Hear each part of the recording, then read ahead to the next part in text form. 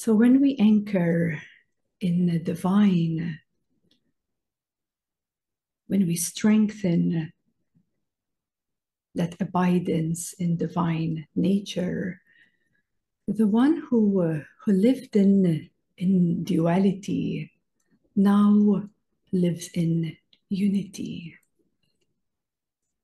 And the one who lived in differentiated reality now lives in an undifferentiated reality. The limited knower becomes the all-knower.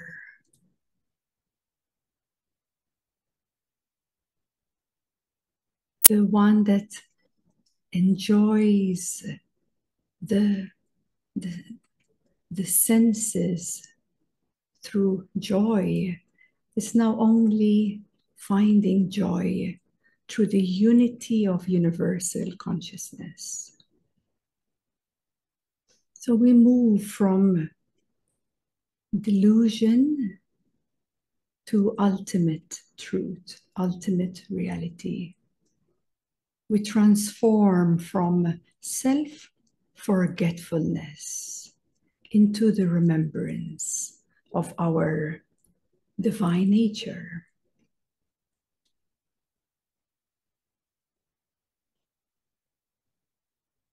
We transcend from the bounded limitations with the external worlds and manifestations into the unbound or as boundless being.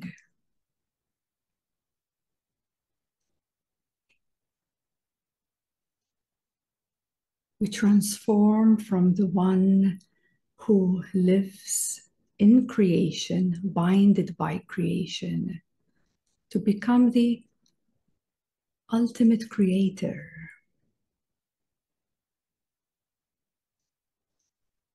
So the divine realm, the divine love is the end of material form. And it's the beginning of the formless realm.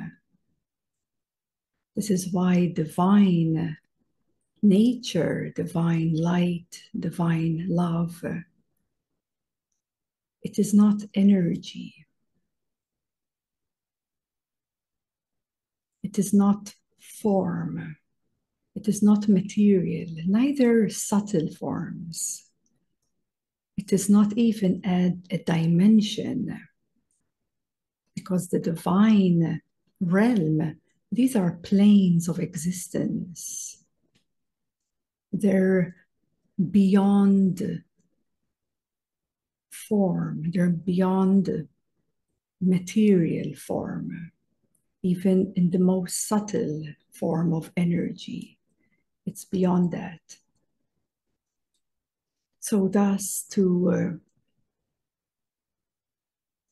come back to our nature, divine, loving, eternal nature, we must withdraw our attention. We must withdraw our attention away from the five senses that bind us in the world of material form. And once we learn how to withdraw our attention, come within, and rise up, transcend all of the attachments, going beyond the grip of illusions, beyond the desires, beyond activity,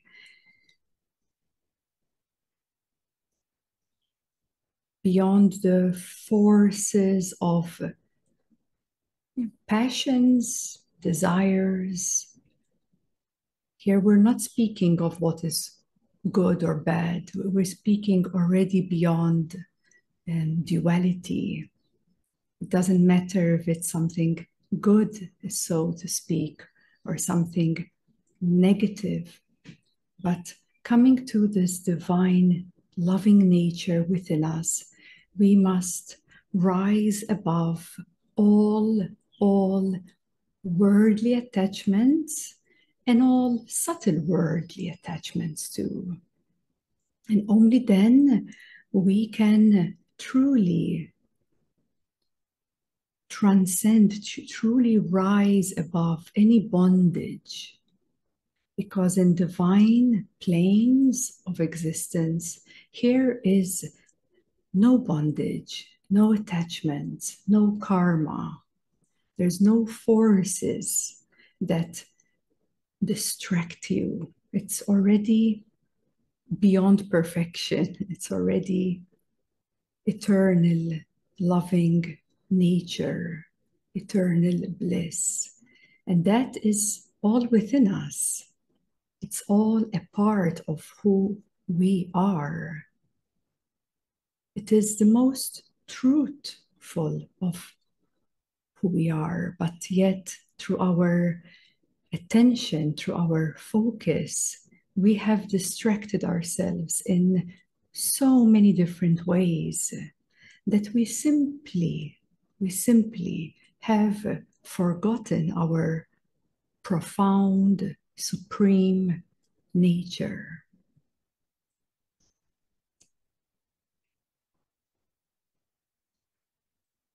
Once we start tasting and anchoring and keep returning back to this divine, blissful, beautiful nature, then our soul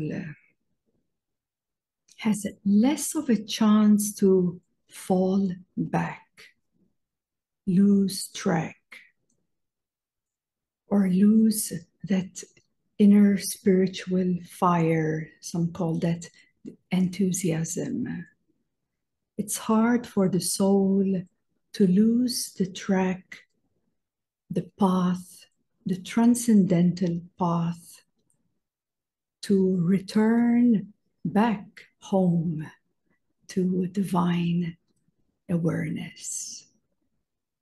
And the more we keep returning, coming back home, well, this strengthens within us, less chance of diverting or falling back into any lower realms. Lower realms are very tricky because of the identifications and attachments and karmas that we all have to undergo to uplift, layer by layer, resolving, unwinding, disidentifying from all that we are not, so that the true divine nature can reveal itself to us. And as we pass through this juncture of anxieties, of loss, even death, if we pass through the great illusion that we find in this land of this planet Earth, if we are able to see beyond this great illusion, then we can start to really taste something much profound, something much, much greater, eventually awakening and realizing yourself as that supreme being or divine, loving, eternal nature. So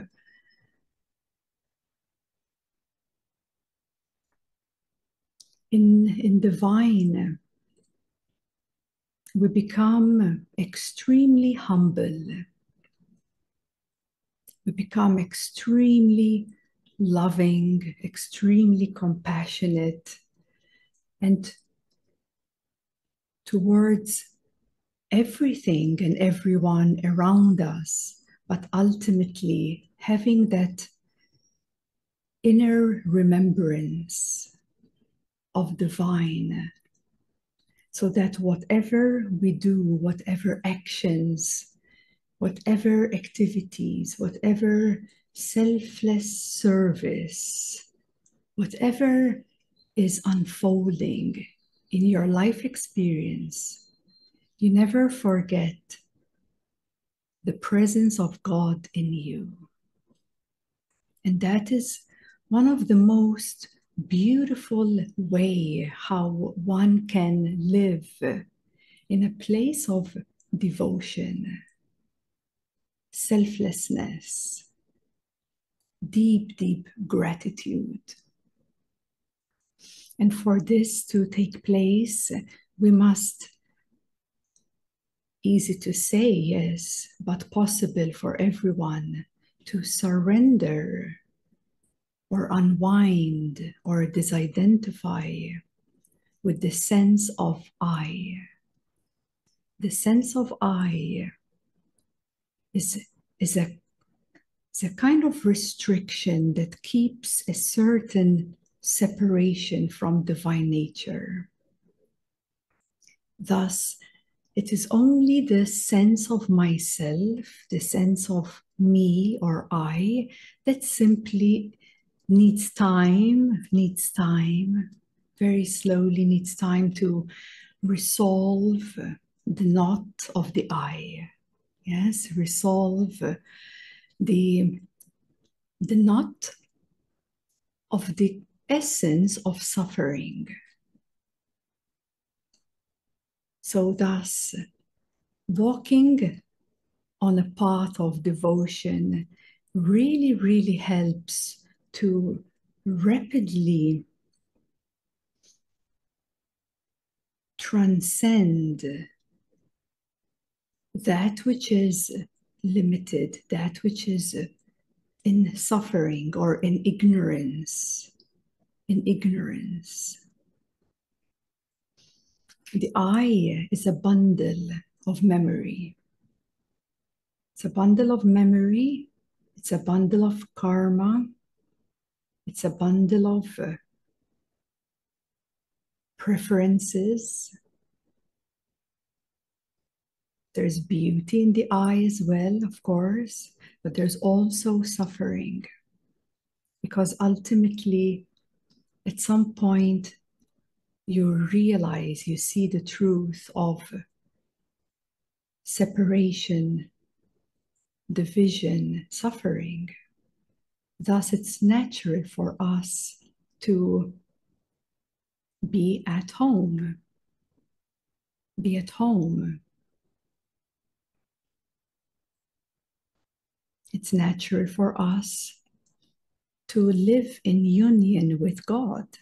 It's natural for us to immerse ourselves in pure love.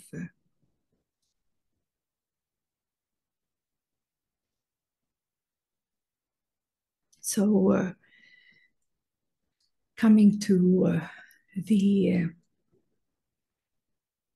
benefits, we could say, the gifts of transmission, why we even come here together and receive transmission, is because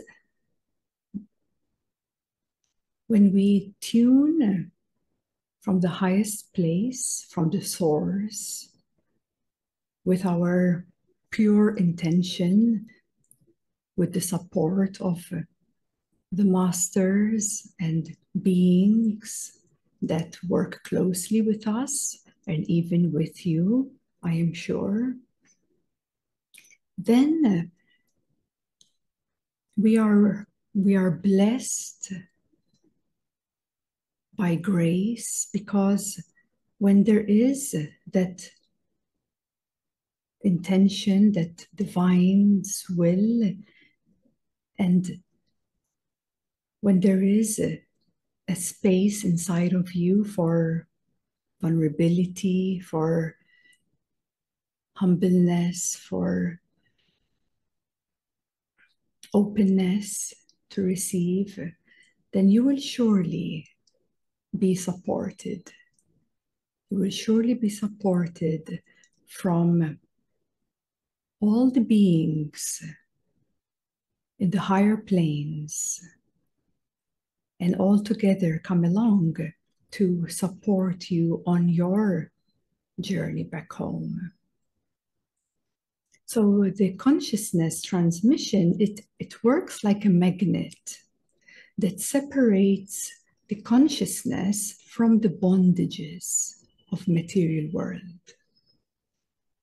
It separates the consciousness and frees it from attachments, from involvements, because all identification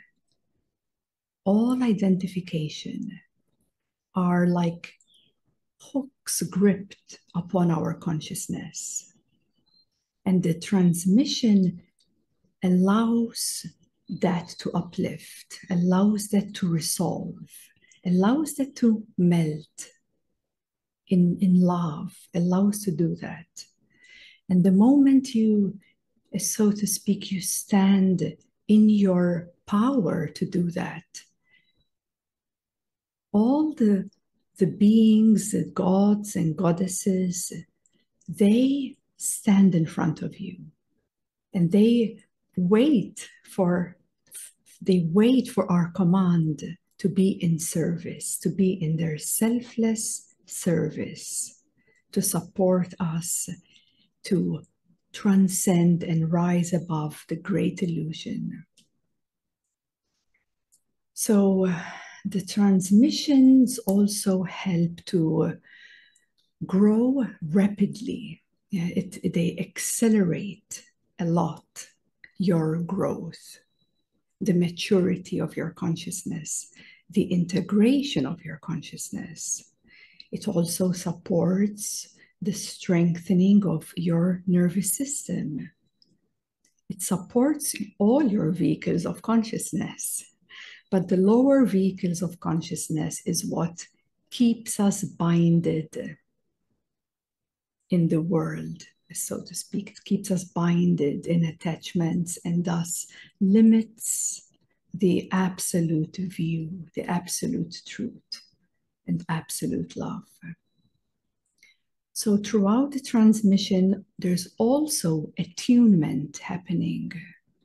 The attunement is happening from the source and from divine. The moment you are quieted down and still and open, receiving this outpouring of divine love light, in the midst of that, there is an attunement happening. The attunements become your centerness, your place of centerness. Whenever you divert or fall somewhere else, attunement helps you to come back to your center, come back to be in alignment with all your vehicles of consciousness, all in alignment with Source. And that is your biggest power you have.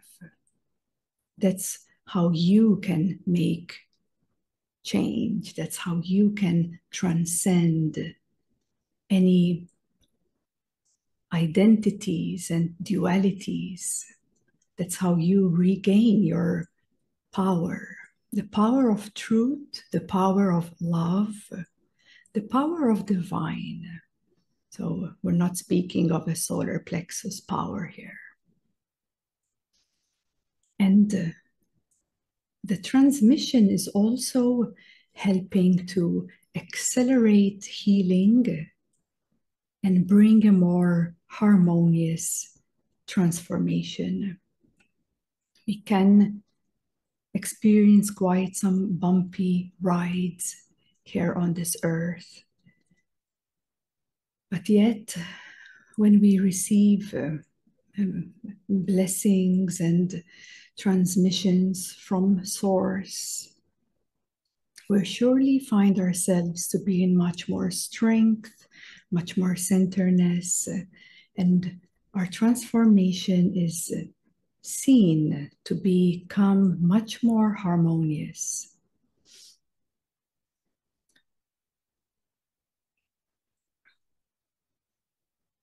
And in the transmission also, I invite you all to have no expectation and allow it to be very simple. Allow yourself to be open and open to receive without expecting anything as such, but allowing the divine to do its part.